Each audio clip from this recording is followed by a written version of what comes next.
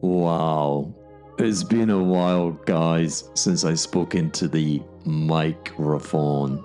I think it was the eve of Christmas. Yes, Christmas Eve, and I was doing the podcast. What has happened to me?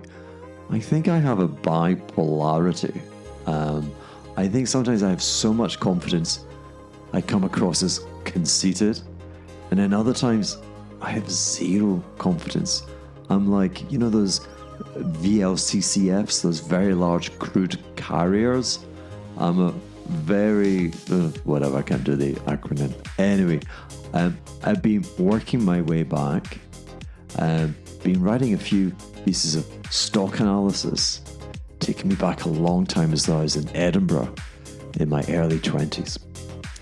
But today's poem, I thought, why not commit it also to the audio, and you can listen to it walking the dog or in the car. You don't have to read it. And it was inspired because a while back, maybe a year or so, I met a young British investment manager. He's like a value hustler, and he had a growing AUM. You know what that means? AUM, Archie University, Michael, assets under management. So money was coming in, and he was looking to put together a squad of sharp minds, and he felt he needed some mentorship. And I thought, well done you. You know, it takes maturity to have that yearning, that appetite to recognize there could be more. And so I was certainly intrigued, and I reckon the best way to know a man is to look at his risk appetite. And so that's what I did. I got his portfolio and I looked at his big conviction position. Heavens, everything was conviction with this kid. I looked at the stocks he owned, and what did I find? He was rich in analytical zeal, and maybe too much, I thought. He was a value guy, a deep value, stock picking, bottom fishing, you know, the last man standing type, a purist, the kind who scans the daily financial rubble. He traipses through the graveyard at midnight, the graveyard of missed expectations. Obviously, I've seen this kind before, especially, again, back in Edinburgh, many, many moons ago. Fierce, disciplined, a fundamentalist, a Taliban firebrand, mouthing off his valuation metrics to no one in particular. I'm a stock whisperer. I read their charts. I smell the momentum before it manifests into wider buy recommendations. I get the ghosts, the phantoms of the market to tell me their secrets. And I don't play the risk game without a price signal, a twitch, a stir, a pulse of life in the corpse. Give me anything, because I need something before I try, what do you call it, necromancy. Necromancy. I write these fancy words down. Necromancy. No, necromancy, yeah, not necrophilia. I'm not making love with the dead body corpses. But this British fund manager, no such superstitions or taboos. Again, he's doing necromancy, not necrophilia. This guy just cold, hard valuation models. No price trends, no sentiment gauges. Sentiment gauges are for the crazy people. There's like liquidity. If I see another person mouth off about liquidity, if challenged the next time, what is liquidity? Give me the definition. It's just such an easy thing to say and an impossible thing to actually to define. Anyway, the kid, just faith in discounted cash flow. God help him. I tried to bring him into the light. I was like, come on, young Padawan, allow me to show you the ways of the asset capitalist. But no, he wasn't having it, and he wouldn't budge. stubborn, unrelenting. So we parted ways. But he still sends me his monthly letters, and I always read them. And so I wanted to send you another missive from the random engagements that I encounter daily during my languid but joyful days of curiosity on the blessed island of St. Bart's. I wanted to show you how my mind reacts, to show you the questions that I ask myself and the charts that I seek out. Now, first and foremost, I write this as no expert on FinTech, and I certainly am not offering any nada investment advice. My hope, rather, is that some of my, what should I call it, my situational risk experience, I'm hoping that will shine through and you'll have a better understanding of how I quickly form investment opinion prejudice. I become prejudicial. How does the asset capitalist become prejudicial? So here's another stock review, ladies and gentlemen, for your consideration. But again, before we dive in to the stock, I wanted to say that word, contrarianism, hugely misunderstood. The noble art of going against the herd, of cocking a snoot, but thumbing your nose at the consensus. I'm touching my nose. Is it changing my voice? Hello. But let's get something straight. Contrarianism isn't about simply betting against the market. I mean, that's just rookie shit. No. Real pros, they don't buy, I mean, they do, they buy beaten down stocks, but they don't buy them just because they're cheap. And God, how I hate that damn word, cheap. Cheap. That's what birds say. Lowly, you want to sound sophisticated at dinner parties? You don't talk about cheap stocks. You say, oh heavens, that stock is lowly rated. That's much better. Stay smart, stay sharp, stay wise. We'll come to it. Hold on. So I want to say to you, the smart money, if there is such a thing, it buys when the market reluctantly whispers and flashes a green light, a faint, an improbable price trend endorsement. No matter how tenuous. It's an endorsement that the lunacy unfolding in your imagination might just actually make sense and be starting to work. So the stock insight, company is called Wise, W-I-S-E. And again, hold, pause.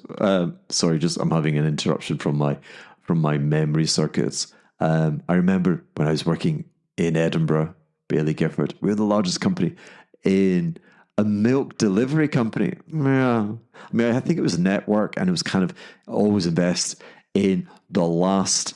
What do you call the guy who changes the shoes on a horse? You know, the shoesmith, hammersmith, blacksmith. It's a bit like that. You're like, you have local monopolies. Anyway, they were called Wiseman Dairies. They were from Glasgow. This is not about milk. Heavens, but maybe it's about milking it. Wise is a British listed stock. Now, I use Wise. I use their service with regard to your credit card transactions on the paywall, subscriptions. And I've got to say, they're good. I got no complaints. And I can't imagine that I'm going to change supplier, that I'm going to replace Wise anytime soon. So there's definitely a reassuring, what would you call it, a customer status quo, a drift for this business. I'm too lazy to change it. And it doesn't take, the charge is so little for me, again, to bother to really want to change it. Now, if I had to explain Wise to a nincompoop, sounds like me, but to someone who knows nothing about our world, I'd say it's like PayPal. PayPal without the ripoff. That you get the official exchange rate, because for me, I'm receiving from different currencies, and it's coming into dollars, and then I've got expenses sometimes in euros, sometimes in sterling. So you get an official exchange rate, the foreign exchange rate. You get it, and a transparent fee. Not that I ever looked for the fee, and it's like a bank that holds your money. But they earn the interest, not you, cheeky buggers. So they're kind of profiting from sloth, and I like that.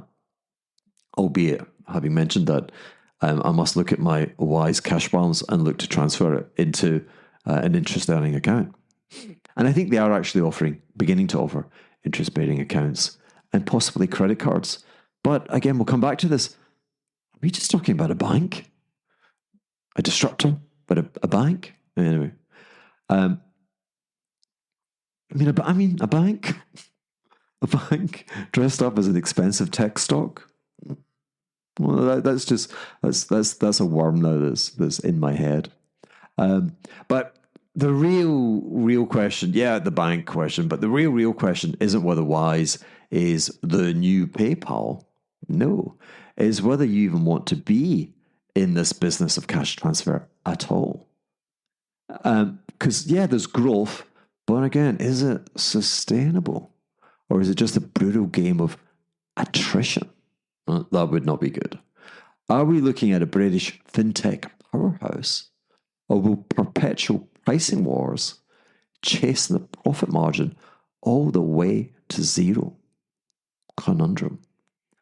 And with all that interest income from sitting on the customer balances, it pads the profits. They make more on that interest income than they do in profits. So how long before that cushion is used to finance more price cuts? I mean, maybe do the cash transfer for nothing, just for the right to take the carry on the customer's balances. See what I mean? Anyway, the standout in all of this is PayPal's share price chart. And so you can't see it, you're just listening to this, but here's what it looks like. Holy shit, it's a bear market. The stock was crushed, fell 85%, peak to trough, peak being the pandemic highs. Market had inflated it into a COVID bubble. We're sitting at home, we're buying stuff, so fees, cash transfers. And then the market, as it does, punctured it without mercy. But then, over the course of about 2 years, a classic price pattern was developing. And it was really quite promising. The stock at PayPal, it looked quite cheap. After 2 years in sin. And the stock had recorded no new price lows. It was stabilizing. And it was just slowly beginning to make modest year-over-year new price highs. I mean, it looked as if it found a floor, and maybe it was about to rip higher. And literally then was earlier this week, bam, bam, bam, boom, boom, boom. Another profit warning. And the stock, trust me, people, the stock got obliterated. Now, meanwhile, Wise is riding his own magic carpet in a parallel universe. It's bounced back. Sure, there's been kind of 3 years in the purgatory of the money transfer, the stock price abyss, kind of going down, going sideways. But Wise is trading close to an all-time high. Seems to have been unaffected by the PayPal profit warning. Now, my British contrarian comrade, the fundamentalist, he is loving it.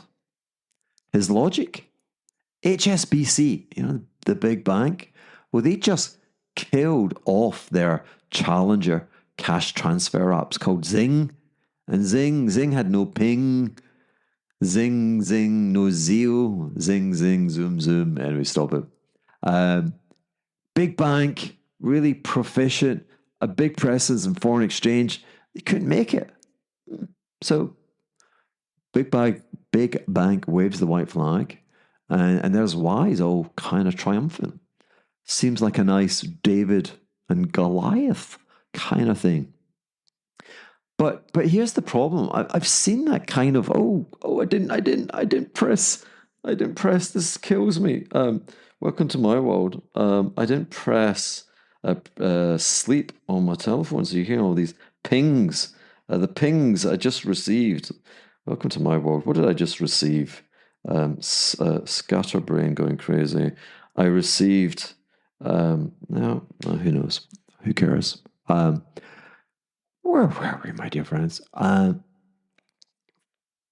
Yeah, the problem. I've seen this kind of reasoning blow up in your face. I've seen stocks fail at this exact price point, right when they're supposed to break out and double. Because one name that I haven't mentioned, kind of lurking in the shadows, is Apple. And probably Amazon. And they don't really need to make a profit on money transfers.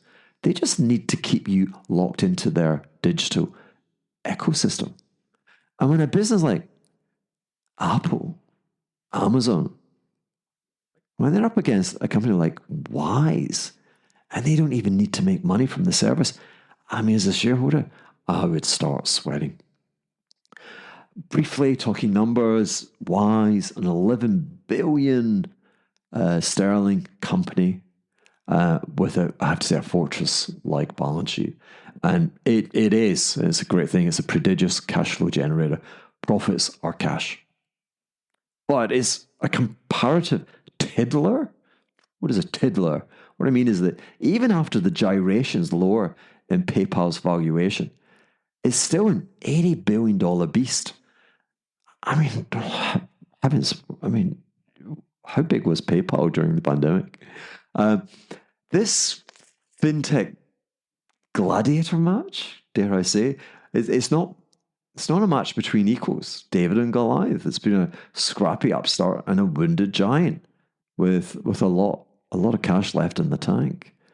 So would the Titan buy the British company? I mean, it kind of seems plausible, although I don't see much comment on it. And I am certainly not seeking to start a rumor. It's just like it came to my mind. I'm trying to.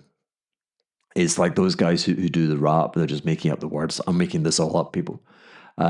So where are we? Markets. Hey, listen. But we got to watch out for landmines. And then I'm going to say it. Adyen, a Dutch fintech darling, a stock that set Europe on fire during the pandemic. One of the zoom higher stocks, which of course got torched, blown up back in 2023, just like PayPal. Down 80% from its highs, dropped 40% in one day. Oh my God. Absolutely obliterated. And absolutely predictable to anyone watching PayPal disintegrate across the Atlantic. And yet, well, of late, the stock has staged an impressive comeback. So, okay, hold on a minute. Why is it sitting close to its all-time high? Adyen was left for dead. It surged back. But if I was, I always try and be honest. But it looks kind of precarious. I'm not a short seller, but I can see that it's trading at a chart point that I would monitor if I were a short seller. I'm a little bit vulnerable. And PayPal, it looked like its stock price was about to recover, but then it cratered again. And this recent development has been ignored by the Europeans. So what does all that tell you? Well, it tells me that this sector isn't for the faint of heart. That there are bombs literally everywhere. One day it's a moonshot. The next is a smouldering crater. These aren't stocks. They're hand grenades. And when you play in FinTech, you better know when to put the bloody pin and when to throw it away. Which is it? So, final thoughts from me, the asset capitalist. So my British fund manager friend, the fundamentalist, he's bullish on Wise right here, right now. He's been holding it. He's done well. I congratulate him. He thinks the stock price is breaking out. He thinks, because it's yet to confirm. He thinks that's owing to the HSBC, the big bank, and its retreat. And he thinks that profits are becoming free and profitable. Market share is about to lurch forward as big banks move away from the space. This is the moment that the Taliban have been eagerly anticipating. Me, on the other hand, I don't know if you heard this expression. I think I make these expressions up, but me, I'm a big girl's blouse. You know, girls' blouses that got flowers and butterflies. Well, that's me. The company, Wise, do you know, I opened a few tabs on my computer. Wise describes itself as one of the world's fastest growing tech companies. Here's a spoiler, people. It's not. It's not a tech company. It's not fast growing. I've seen too many stocks hit the launch pad and explode rather than taking off. I've seen so many sure things turn out to be anything but sure. I've seen too many US price trends in the sector. I've seen them ignored by the Europeans only for profit warnings to blow the whole damn thing up. So again, to repeat, I am no industry expert, but I got to say that all the wild stock price gyrations, they leave me plenty of philosophical consideration that the sustainable level of profitability is yet to be clearly established for this industry. And I don't like that. Because I promise you, I only enter a stock, a business, an industry with a firm analytical, intellectual impression of the profit margin that the service and the capital intensity of that service demands. So I really don't feel brave enough for this new world. Yeah, I don't want to be a girl's blouse. The cash transfer stocks, I mean, here's a point. They benefit significantly from, the best thing about this business is that you earn a return on the client's cash balances. But it can also be a double-edged sword. Let me explain. So they've literally got billions in customer deposits before transferring funds. And the cash sits in very short-term, very little risk, interest-bearing accounts. And it generates free money for these companies. And as interest rates, since the pandemic skyrocketed, then the cash return on using the client's money, I mean, that's been a bonanza. And it's exactly why their profits have ballooned higher. They reported almost $500 million in interest income last year. I mean, that's a figure way greater than their total profit. And this isn't earned from fees on the money transfers, but it's simply earned from them holding my money. I must check how much money I've got with them. So, hidden risk, sustainable advantage. Obviously, what happens when rates drop? Bank of England was at 5, they're now 4.5. If we keep it topical, central banks cutting rates this week. So what happens? Profits shrink. Do they disappear? As they carry on these customer balances, as it withers. And the question is the distortion to the real business. If you're making so much on that carry on the client's money, are you going to reach a point where you're like, actually, I will do it zero fee just to have the carry? You see, so the profit might trend to zero. Now, what's the PE people, investors, stock market investors, what PE are they going to put on your return on your customers, your carry on your customers' cash balance? Not sure it'd be that high. So,